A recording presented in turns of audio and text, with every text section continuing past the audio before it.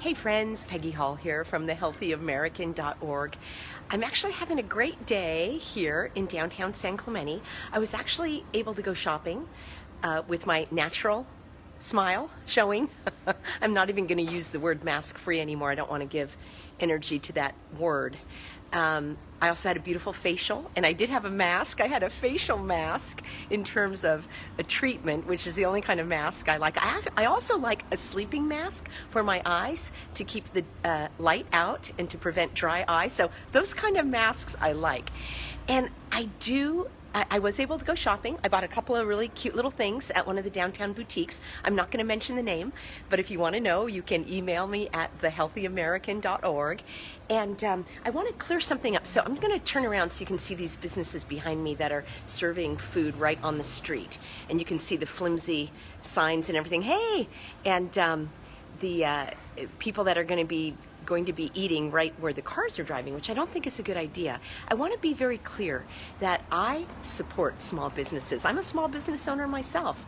I actually want to help these businesses stay in business and to stay in business lawfully, legally, without threat of harassment or intimidation by the code enforcers, and our governor's calling them strike teams, which I find very combative and very unpatriotic and very uncommunity oriented, right? To say that you're going to have a strike team come visit your business, how is that supporting business? And then here's the demonic evil doer's playbook. Not only did he say he's going to send out the strike teams, but then he proclaimed this month of August as Small Business Month. Now, if that doesn't rile you up as a small business owner, that he's going to send out the strike teams to close you down for regulations that don't even exist, for these fake guidelines and all of that. And what I mean by fake is they're not enforceable by law. And then at the same time, he says, we are proclaiming this Small Business Month. Okay, for those of you that I know you're watching, because I know I have some people that watch these videos that don't agree with me, and I applaud you. I applaud you for sticking with me. I applaud you for listening and opening your mind to a different perspective, because that is what's called being open-minded. And being closed-minded is really not going to help our country, because you either stand for freedom or you stand for enslavement. And you know, I'm going to show you, like, there's these lines on the sidewalk here.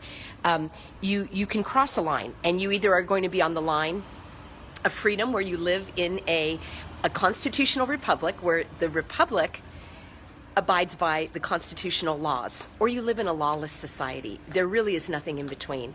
And they're trying very, very quickly to move us to a lawless society where the city councils are not abiding by law, the county governments are not abiding by law. We already know the governors are not abiding by law, which is why they're being have lawsuits. That's why they're called lawsuits. You don't go to court and have a guidance suit. You don't file a guidance suit or a recovery suit or a guideline suit or a policy suit. It's called a lawsuit because you are filing it because somebody violated a law. I don't know how much more clear to make this. And I have to say, you guys are awesome. I've been hearing you speak my words on your videos, at the grocery stores, in your letters. You get it. You totally get it.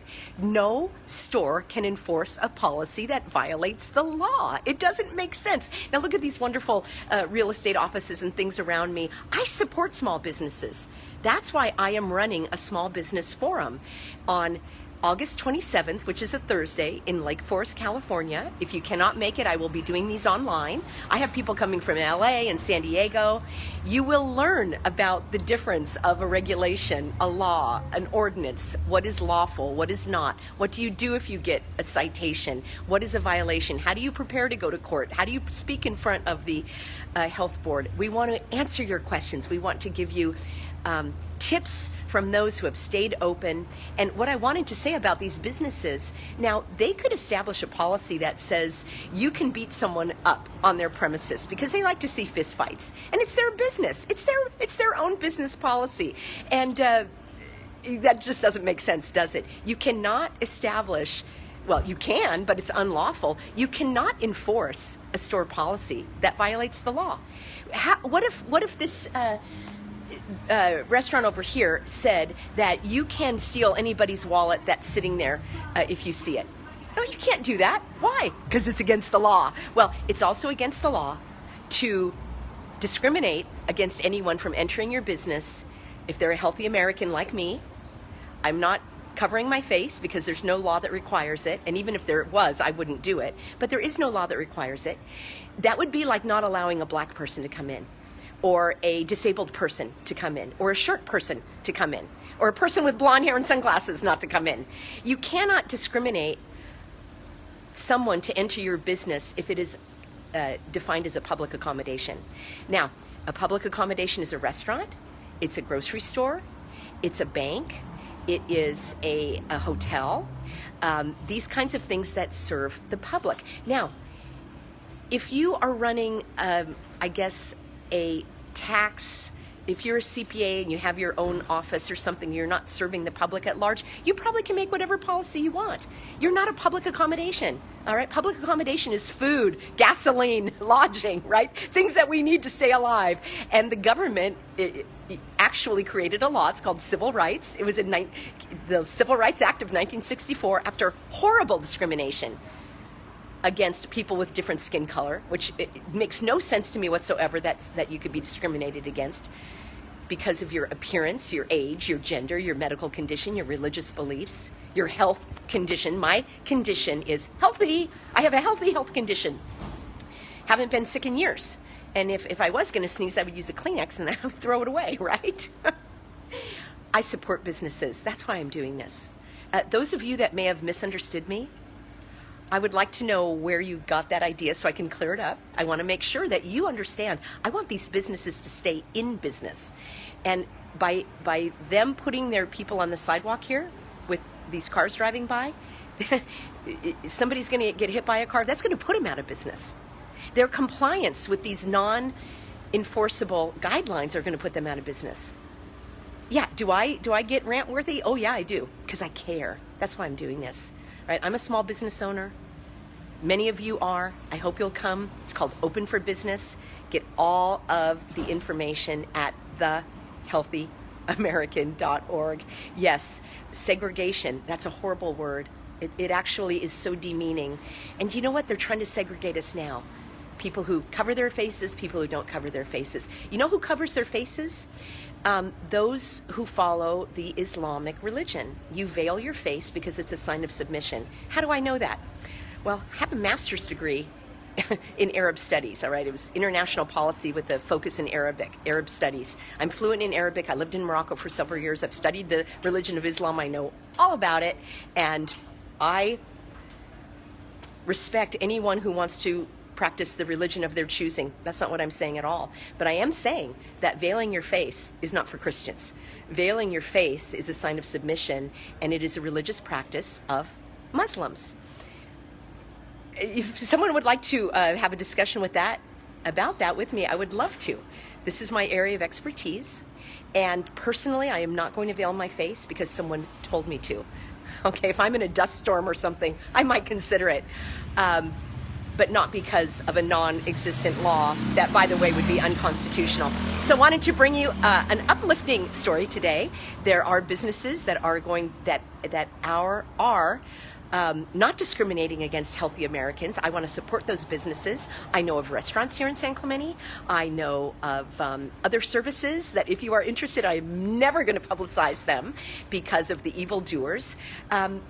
Who I'm never even going to try to convince anymore. I don't use my time. What I want to do and what I recommend you do is that you encourage people who already believe, who already are on the side of freedom and liberty and a constitutional republic, that you want to encourage them to take action steps. So people are writing in, and I'm really glad to hear from you. They made it a misdemeanor. It's unlawful, and I'm going to show you how to take action. These city councils and governors and agencies in the counties, there is a remedy. If you want to do a little pre-research, I'm going to show you how to do it. Right now, I would like you to research your county civil grand jury. Get that all ready. Find out the website, the forms that they want, and then I'm going to help you decide what to put in the form so it will be a bulletproof complaint. What does a civil grand jury do? A civil grand jury exists to investigate these evildoers in government. Isn't that awesome? That's why we have a constitutional republic. Now, I know that not all of these courts actually are constitutional, and I know that there are a lot of fraud. Maybe fraud's not the word, but there are a lot of shady characters in government. I'll just put it that way. How do I know? Because they're already in prison. It's not an opinion, it's a fact. So people that have already been convicted of felonies and embezzlement and other crimes, like on the Los Angeles City Council, for example, San Bernardino. I mean, I could just go on and on. But what I want to say is the reason they're in prison is because there was an investigation. Who does the investigation? The county grand jury. Another thing to do, just get yourself ready. I'll do a full-blown video on the steps, but get yourself ready. You're going to, if you would like to help me, search for your state auditor's office. They also exist to investigate fraud. Where's the fraud? The fraud is accepting emergency funds when there is no emergency. That's called fraud. It's a misrepresentation of facts. That's why it's so important when you write to these county governments and the city government, please send a registered letter. Why? A registered letter is going to give you evidence that the information was received. Why is that important? Because fraud is based on the misrepresentation of information. You don't want one of these county officials to go before the judge and say, I didn't know there was no emergency. I didn't know I was breaking the law. Well, they do know because we've put them on notice. It's all in writing. It's registered mail. You send that to your mayor, to your city council. I will help you. I have lots of letters that people like you have sent in, which are amazing. And I'm working night and day to get the website updated, make the videos, answer all your emails, go to the meetings, prepare for these events. Why? Because I care, and I know you do too. I also want to tell you good news. As I was driving to San Clemente today, they took down all those ridiculous highway signs. They no longer say, wash your hands, cover your... We had a sign that said, cover your face and mouth. Cover your face and mouth. Okay, that's pretty ridiculous. They took them down. Today it said, there's a detour on exit 32 or whatever. Keep those coming. One of my amazing Healthy Americans researched the highway, the U.S. transportation highway regulations. These signs are completely unlawful. They can only be related to road hazards. It's very, very well defined. You can only have 3 phrases, you can only have 3 words at a time, and they can only be related to the road hazards. And if there is no road hazard, they're supposed to be blank. Now, there is a clause for a safety message. But the safety message would be along the lines of, don't speed, stay off your cell phone, wear your seatbelt, blah, blah, blah. Not stop smoking, watch your calories, and get to bed at 10 o'clock at night. You know what, friends? We are making waves. We are making tidal waves across this country. It's the same in your state.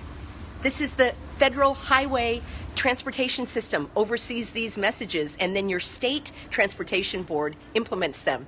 We need to go to the top, and I've got all of that. Stay tuned for an email, but you only get my emails if you're on the email list. Friends, please, thehealthyamerican.org. You have to confirm your email, and then you have to check your spam or your trash or your social promotion folder, because that's where they end up going. All right, I want you on board. We've got tens of thousands of Healthy Americans. I think we're working on over 100,000, maybe more than 100,000. I want you to be a part of it. I thank you. God bless you, and yeah, we'll see you soon, everybody. Thehealthyamerican.org.